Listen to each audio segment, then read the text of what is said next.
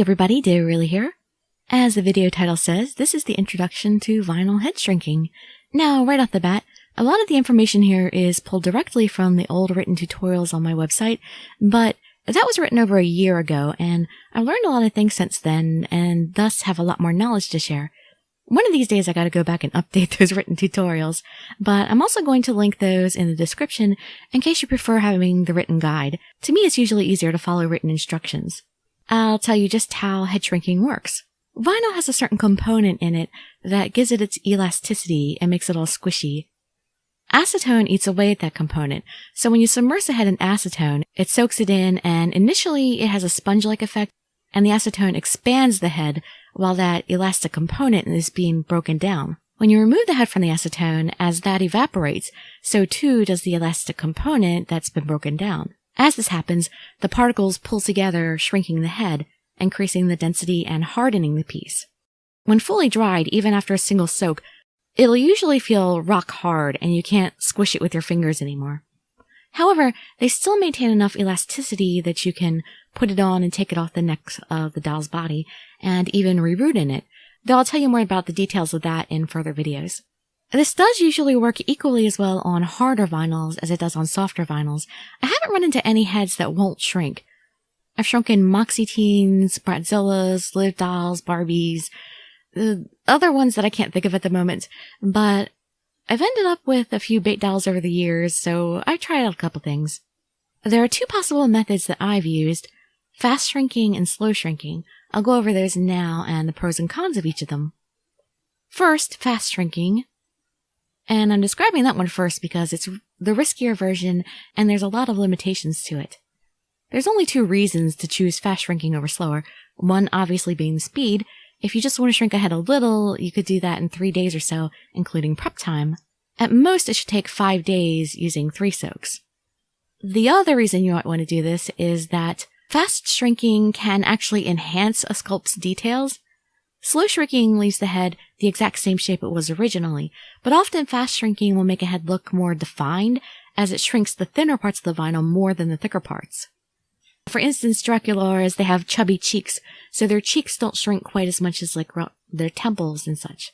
And Spectra's, she has those sunken-in cheeks, and her temples are very thin, so she becomes much more angular in face if you fast shrink her. Now for the bad parts of fast shrinking, and its limitations. You cannot keep the original face paint on the doll if you fast shrink. The paint just melts right off when you put them in. Doing fast shrinking uses 100% undiluted acetone, and it makes the head balloon up much, much larger than its original size, and it becomes very soft and delicate. Thus, there are a number of factors preventing you from fast shrinking, lest you rake the head. These conditions are when a doll has closely rooted hair plugs. If the vinyl between the plugs is really thin, it can just totally erode and crack along the hairline. I've never had a single success with Frankie Stein in particular using this method. I've had 3 of their sculpts just totally separate from their heads, so now I only slow shrink pretty much. Ever after high dolls are at a lower risk for that, they're usually a little safer to fast shrink with, as their plugs are usually farther apart, but you still need to pay close attention to each doll and check them closely before you decide you want to fast shrink one. Nextly, very thick, hard glue in the head. This can cause the head to warp or crack, since the glue clump and the hair that's stuck to the clump will not expand with the rest of the vinyl, and that can cause some big problems. The next point is, if you see any cracks or cuts on the head, possibly even scratches, fast shrinking will likely make them worse, and can even crack all the way through. So fast shrinking is a no-no for dolls with any structural integrity damage.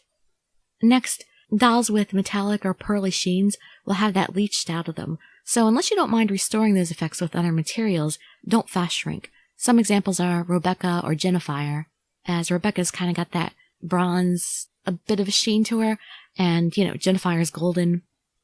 Well, that's about all the major stuff about fast shrinking. Now let me tell you about slow shrinking. It's much, much safer. You see, it's a rather sensitive chemical process, so even small variants in the chemical mixtures and components can make a big difference. Though usually it's mostly about how long it takes for the head to finish shrinking in the end. If you dilute the acetone with as little as 10% water, it lowers the strength of the solution enough that it will slowly soak into the head, and it breaks down the elastic materials more slowly and gently. the head doesn't expand nearly as much as it does with fast shrinking. And no matter how close the roots or whatever blemishes I've had on heads, I've never had one break during a slow shrink. You can also still keep the factory paint with this, but on some occasions discoloration may occur. I haven't run into that very often though, but there's no telling when it will happen. I've shrunk 100 dolls and maybe had discoloration on 5. So yeah, not that frequent, but it happens. It'll also get rid of any shine and turn it matte. For instance, you'll see the lipstick on your doll looks kind of shiny, but once you do slow shrinking, it'll be matte. Or if you have metallic dolls like Rebecca or Jennifer, like I was saying before, the surface will become matte, but you can use a semi-gloss sealant to restore that. It's not leached out like with fast shrinking, it's just dulled on the surface. That's it about slow shrinking in particular, but there's a few things that won't work with slow shrinking either, and there's just no getting around them as far as shrinking goes. And those are dolls with Kanekalon hair. Acetone reacts badly with Kanekalon, usually turning it spongy and frizzy, but sometimes turning it brittle enough to just break. This can't be fixed by anything, no conditioner or any kind of chemical solutions. There's no way to restore it.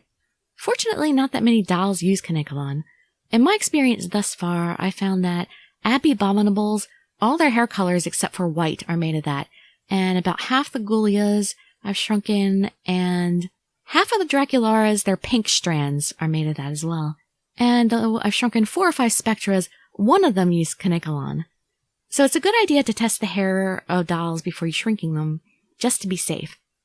Just pull a few pieces of hair out, use a twist tie to keep it in a bundle, and soak it in 100% acetone for 2 hours, and see if it comes out alright or if it turns all kinky or seems kind of melted.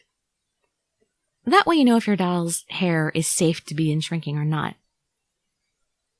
The other thing you can't work around is certain kinds of glues or sealant. Again with Abby Abominable, apparently Abby's don't like to be shrunk. I have not been able to keep her glitter without the head discoloring and darkening. She's perfectly fine if you wipe her glitter though. Usually Abby's need to be wiped and dehaired to be shrunken. I also had an experience with a Venus McFlytrap. I believe it was the glue used to flock her hair that ended up bonding with the rest of her hair, turning it hard and brittle even after being rinsed. I haven't tested any other Venuses with their flocking though, so I'm not completely sure about the causes and reactions of that particular shrink yet. I just haven't had that much cause to work with Venuses.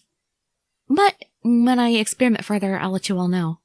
I have shrunken an Ever After High Hunter with his flocking, and while I accidentally had his flocking slip off when I tried to take him out of the jar, the rest of his hair was fine, and his face had no discoloration.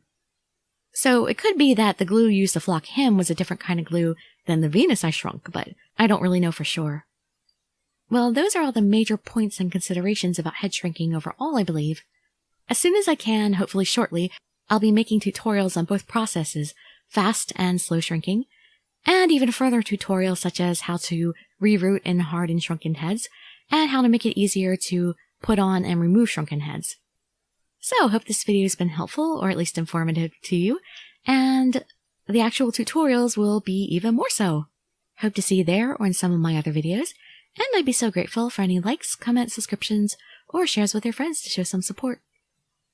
Thanks for joining me. They're really signing out. Bye bye everybody.